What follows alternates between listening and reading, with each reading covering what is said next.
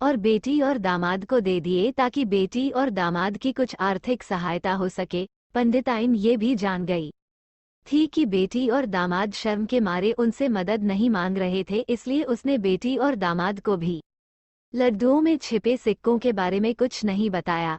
जाहिर सी बात है कि जब वो लोग घर पर जाकर लड्डू खाएंगे तो उन्हें उसमें सोने के सिक्के मिल जाएंगे। इस तरह बिना उनके मांगे ही उन तक मदद पहुंच जाएगी। सोचकर पंडिताइन मन ही मन अपने बेटी की मदद करने के लिए खुश होने लगी। पंडित के दामाद और बेटी उन दोनों का आशीर्वाद लेकर अपने घर के तरफ रवाना हो गए। उन दिनों गाड़ियां तो होती नहीं थी, घोड़ा गाड़ी या बैल गाड़ियां चलती थी। पैसे ना होते तो और चीजों की लेन देन से भी व्यापार होता था। बेटी और दामाद का गांव पंडित के घर से कोसों दूर था, फिर भी पैसों की कमी के चलते वह चलकर अपने गांव की तरफ निकल पड़े। थोड़े दूर ही चले थे कि पंडित की बेटी के पैर में मोच आ गई और अब उसको चलना भी मुश्किल हो गया। पंडित के दामाद ने जब देखा कि उसकी बीवी अब बिल्कुल चलने में सक्षम नहीं है तो उसने एक टांगा अपने घर तक किराए पर ले लिया।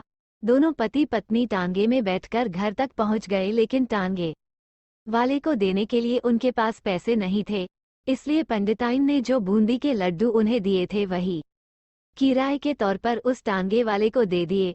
टांगे वाला बूंदी के लड्डू को लेकर वहां से चला गया। टांगे वाला अपने घर की तरफ जा रहा था, तब उसे एक हलवाई की दुकान दिखी। उसने सोचा कि थोड़े से बूंदी के लड्डुओं से मेरे घर के लोगों का पेट थोड़ी भरने वाला है, इससे अच्छा मैं इन बूंदी के लड्डुओं को बेचकर उनसे कुछ चावल खरीद लेता हूँ। टांगे वाले ने बूंदी के लड्डू हलवाई को बेच दिए। जिस गांव में वह हलवाई रहता था उसी गांव में एक आदमी ने अपने घर पर पूजा रखी थी और उसी पंडित को उस पूजा के लिए बुलवाया था। पूजा में लगने वाले प्रसाद के लिए उस आदमी ने उसी हलवाई से बूंदी के लड्डू लिए जहां पर उस टांगे वाले ने बेचे थे। हलवाई ने भी उस आदमी को टांगे वाले से खरीदे हुए लड्डू ही पहले दिए ताकि वो खराब ना हो जाए, क्योंकि वो नहीं जानता था ये लड्डू कब बने हैं।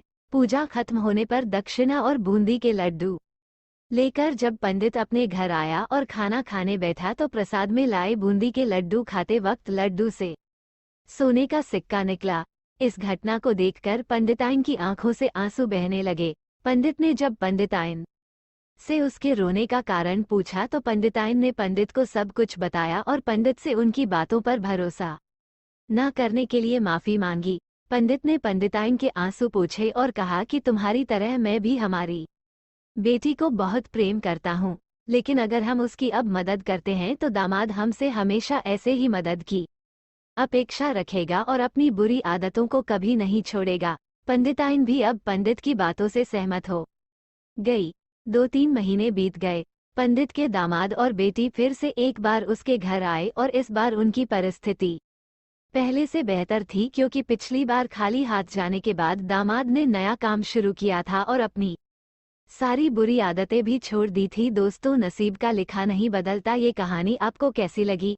क्या आप भी नसीब पर भरोसा रखते हैं या फिर आप उन लोगों में से हैं जो अपना नसीब खुद अपने हाथों से लिखना चाहते हैं?